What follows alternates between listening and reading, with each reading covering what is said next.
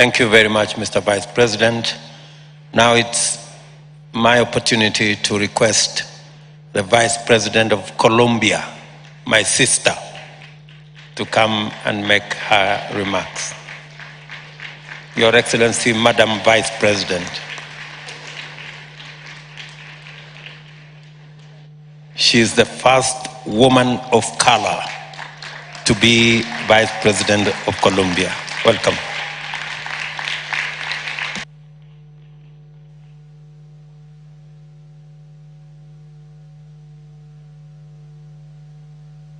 Buenas tardes. Saludo al presidente. I greet the President of the Republic of Kenya, William Ruto.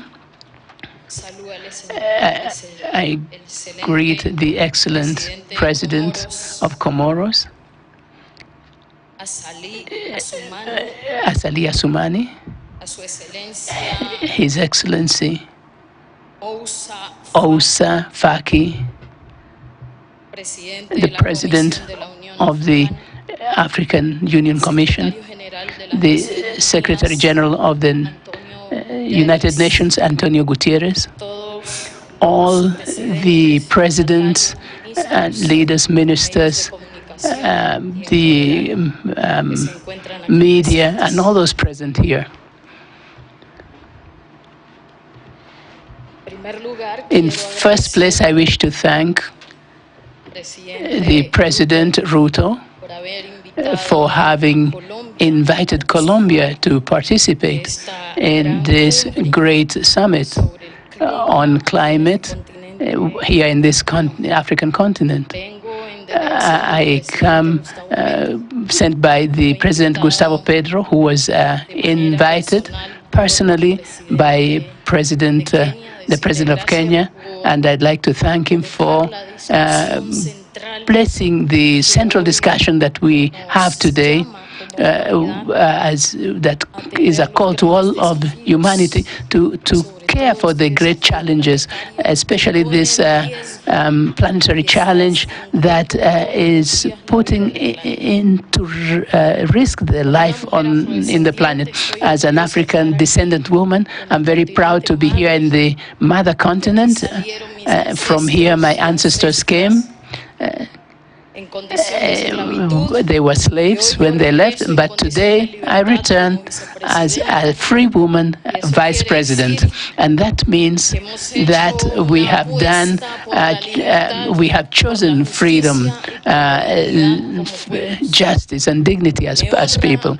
It's an honor for me to be here to form part of this very important discussion, and it is the challenge that we have to, and which our nations face with the climate change.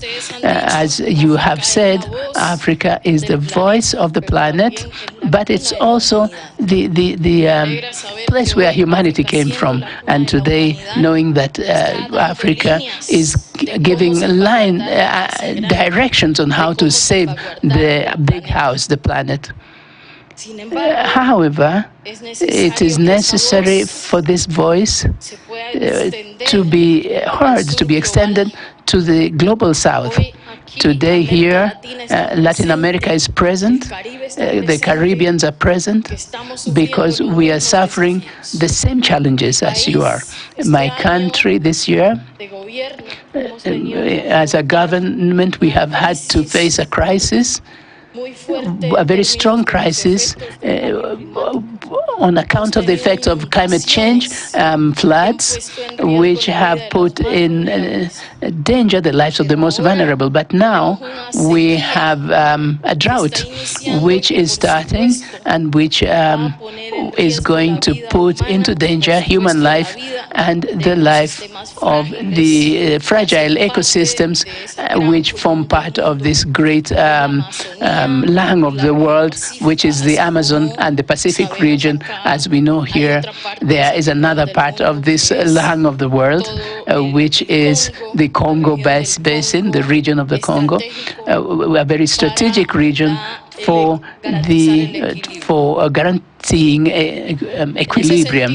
In this sense, President Gustavo Petro has made several proposals to the world in the United Nations, and today these propositions are placed before you.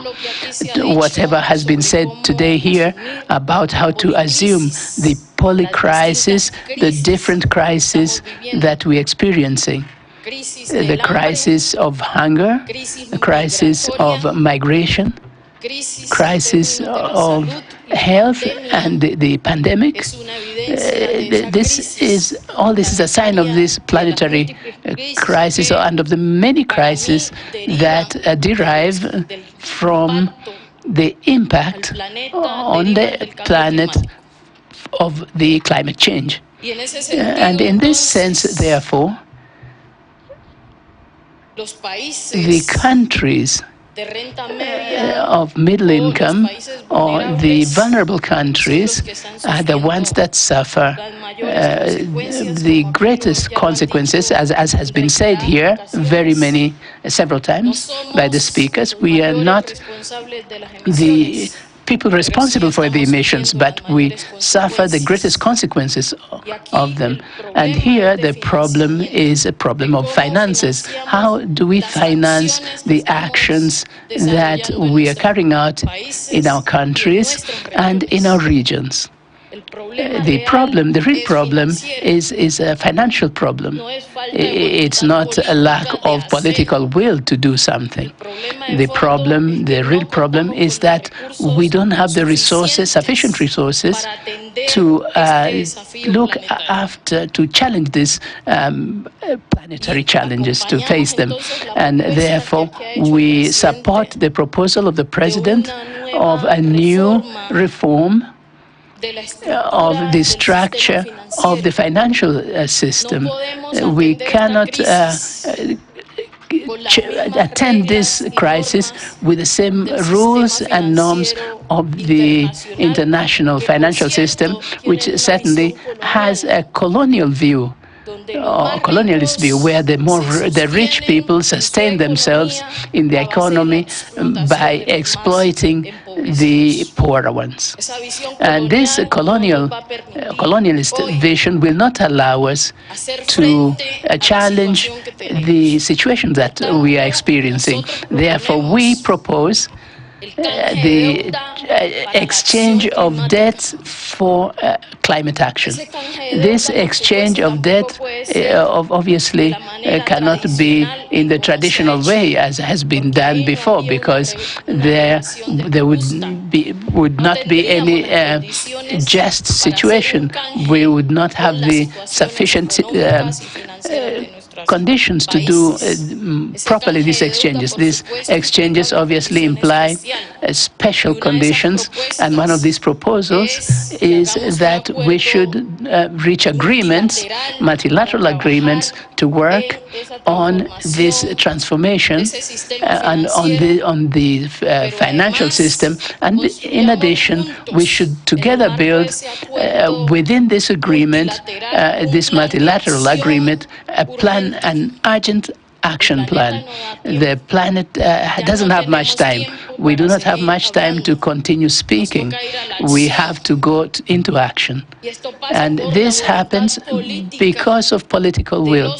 The political will of the countries of the North, the G20, who continue emitting gases, but it is not sufficient for us to act in the South. If the global North does not take up the challenge of limiting its emission of the gases, as we were saying, as the General Secretary of the United Nations said a few minutes ago. In this sense, therefore, we propose that we should do the same, that what was done in the case of the pandemic. The International Monetary Fund should issue special bonds so that these can contribute to create a global fund to allow the middle income and vulnerable countries to have the economic conditions to be able to face these challenges. Without this, it would not be possible to advance. Without this commitment to reform the financial system, our countries will continue being drowned in debt, and worse, without getting real responses, solutions to our populations that are dying. As a woman, I celebrate that in this space, in this summit, we are considering the role of women in the policy of life, in this the policy of using our instinct, our maternal instinct to save our mother, the earth, the bigger uterus. Thank you for this invitation, and I repeat, Colombia expresses its commitment to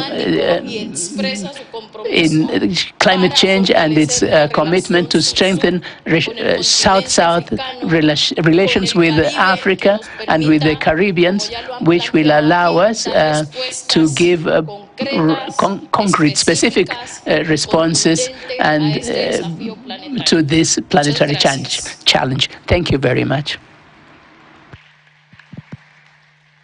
Thank you very much, my sister Francia, for that candid statement. And by the way, Francia has a Kenyan name. She's called Nyawira. And when she came to Kenya, we traced her origin to a place called Meru. So thank you very much, Nyawira.